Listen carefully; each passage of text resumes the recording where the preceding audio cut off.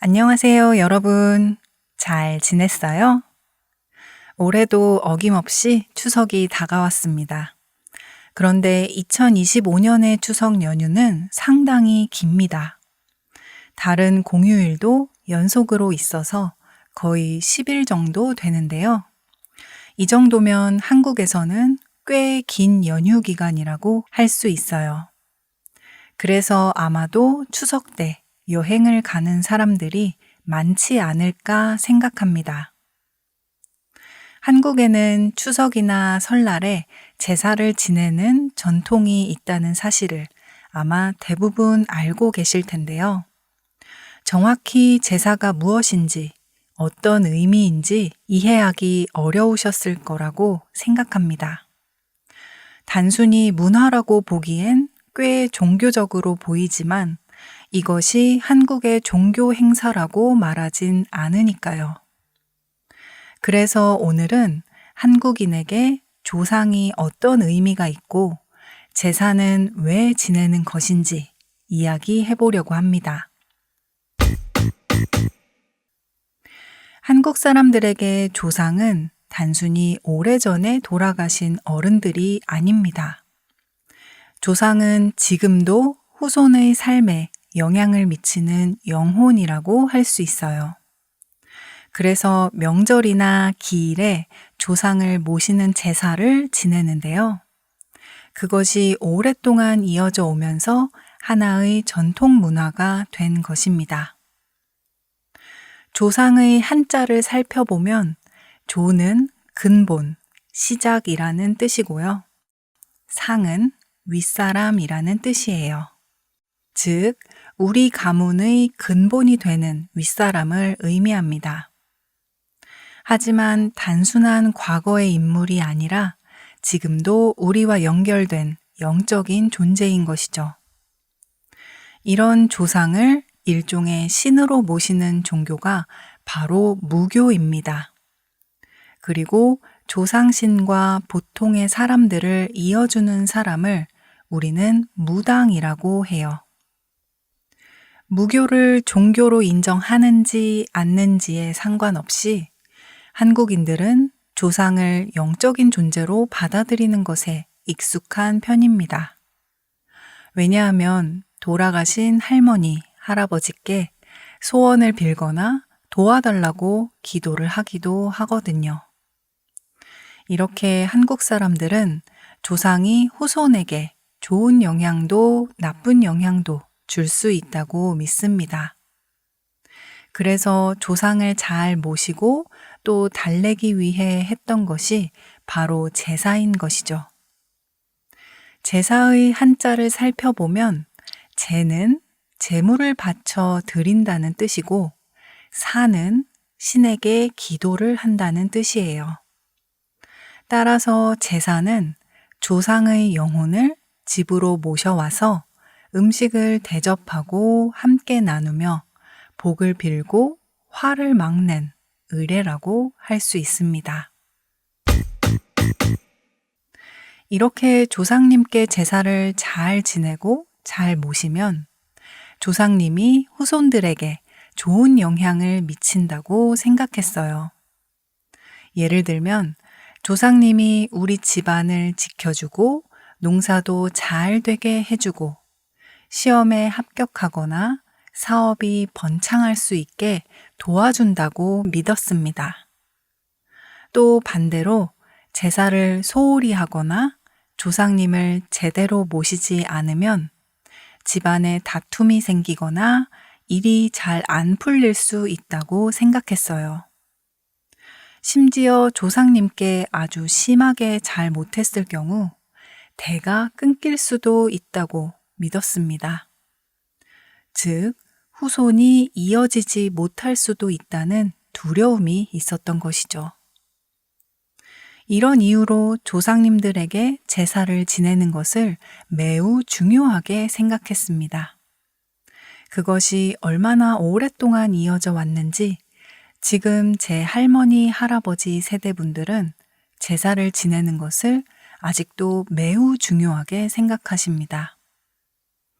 집안마다 또 종교에 따라 제사가 사라진 집도 있습니다만, 그래도 아직까지는 제사를 지내는 집이 더 많습니다. 제사는 크게 두 가지 형태가 있는데요. 돌아가신 날에 지내는 제사와 명절에 지내는 제사가 있습니다. 돌아가신 날에 지내는 제사를 기제사라고 하는데요. 이날은 조상이 반드시 집에 오신다고 믿었기 때문에 엄숙한 분위기에서 제사를 지냅니다. 집안 식구끼리 조용하고 차분한 분위기로 제사를 지내요. 반면에 명절에 지내는 제사를 차례라고 하는데요. 차례는 특별히 정해진 조상 한 분이 아니라 집안의 모든 조상을 모시는 자리입니다. 명절 음식을 올리고 조상님들과 함께하는 시간이라고 생각하면 될 것 같아요.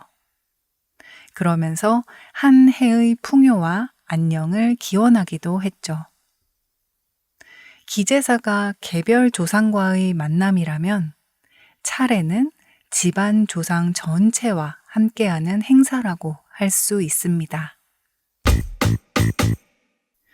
이렇게 제사를 지낼 때 가장 중요한 세 가지 요소가 있는데요. 바로 향, 술, 그리고 음식입니다. 각각의 의미와 역할이 있어요. 먼저 향은 조상의 영혼을 집으로 불러오는 길입니다. 향 연기가 하늘로 올라가면서 조상에게 신호를 보내는 것이죠. 어두운 밤바다의 등대 같은 느낌이라고 할 수 있을 것 같아요. 그래서 제사가 시작되면 제일 먼저 향을 피웁니다. 두 번째, 술인데요. 사람들은 제사 때 술을 따르면서 조상과 주고 받는다고 생각해요. 술잔을 올리면서 조상을 청하고 또 맞이하고 술잔을 내리면서 다시 보내드린다고 생각하죠. 술은 한 번에 따르지 않고 세 번에 나누어 따르는데요. 이것은 하늘과 땅과 사람의 조화를 상징한다고 합니다. 마지막으로 음식이에요. 음식은 조상에게 드리는 성스러운 제물이라고 할 수 있죠. 조상이 음식을 실제로 먹는 것은 아니지만 그 음식에서 나오는 향기와 기운을 드신다고 믿었습니다. 그리고 조상이 음식의 기운을 드신 뒤 남은 음식은 복받은 음식이라고 여겼어요. 그래서 제사가 끝나면 가족들이 제사 음식을 나누어 먹습니다. 가끔 저희 엄마가 할아버지 제사에 다녀오시면 사과나 배 같은 걸 하나씩 나눠주셨어요. 제사 음식이니까 먹으라고 말이죠. 아마 복받은 음식을 저에게 나눠주고 싶으셨나 봅니다. 그래서인지 제사에 올리는 음식도 아무렇게나 차리지 않습니다. 음식 하나하나, 자리 하나하나에 모두 의미가 담겨 있어요. 색깔도 의미가 있기 때문에 색을 맞춰서 준비하기도 했습니다. 자세한 내용이 궁금하신 분들은 멤버십 영상을 확인해 주세요.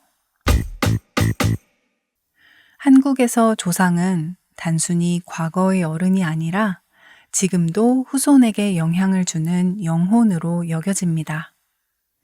그래서 조상이 복을 내리기도 하지만 후손들이 조상을 모시는 걸 소홀히 하면 화를 낸다고 믿었죠.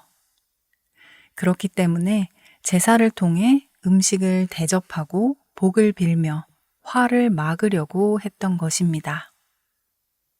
조상의 영혼을 볼 수도 대화를 나눌 수도 없기 때문에 그들에게 전할 메시지를 제사상으로 표현해야 했고, 그래서 모든 음식의 종류와 위치에 후손들의 진심과 바람을 담아야만 했던 것 같습니다. 따라서 제사는 한국의 아주 특별한 문화이자 정신으로 이해할 필요가 있는 것 같습니다. 여러분의 나라에도 돌아가신 분들을 기리는 문화가 있나요? 한국의 제사와 비교해 본다면 어떤 점이 비슷하고 또 다른가요? 댓글로 남겨주시면 감사하겠습니다. 지금 케이진의 한국어 팟캐스트 멤버십에 가입하시면 멤버십 전용 영상을 보실 수 있고 이 영상의 한국어 스크립트 PDF 파일을 무료로 다운받으실 수 있습니다. 아래 링크를 통해 가입하실 수 있어요. 여러분의 적극적인 참여와 관심, 응원에 항상 감사드립니다. 오늘의 수다는 여기까지. 다음에 또 만나요. 안녕.